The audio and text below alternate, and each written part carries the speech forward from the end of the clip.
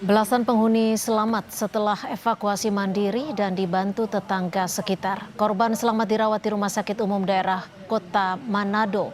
Korban lansia bercerita bagaimana dirinya selamat dari kebakaran panti dengan hanya bermodal tongkat jalan. Kita cuma lihat semua tidur kita cuma lihat api sudah di atas kepala. Langsung kita loncat. Oma bangun dari kasur, Bangun dari tempat tidur. baru Baru kita ambil tongkat, kita berjalan keluar itu api dari mana yang Oma ingat? dari dapur. Dari dapur. Cepat membesar dia. Gimana Oma ada kekuatan untuk? Ya, enggak tahu lagi kekuatan dari mana, pokoknya kita yang biasa jenuh kita jalan dan pakai tongkat.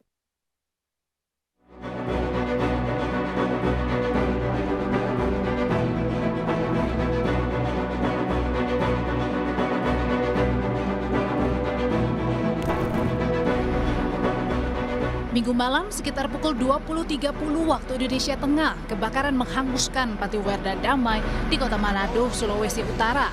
Api dengan cepat menghanguskan Panti Jompo dan menewaskan 16 orang serta melukai 3 orang lansia. Jenazah dan korban luka langsung dievakuasi ke Rumah Sakit Bayangkara. Pasca kebakaran, sebagian besar bangunan panti hangus tak bersisa. Untuk penyelidikan lebih lanjut, garis kuning polisi telah terpasang. Sementara hingga Senin siang, sejumlah keluarga korban mendatangi pos antemortem Rumah Sakit Bayangkara Manado untuk memberikan keterangan seputar data dan identitas korban kebakaran yang sebagian besar sulit dikenali. Di situ tak ada.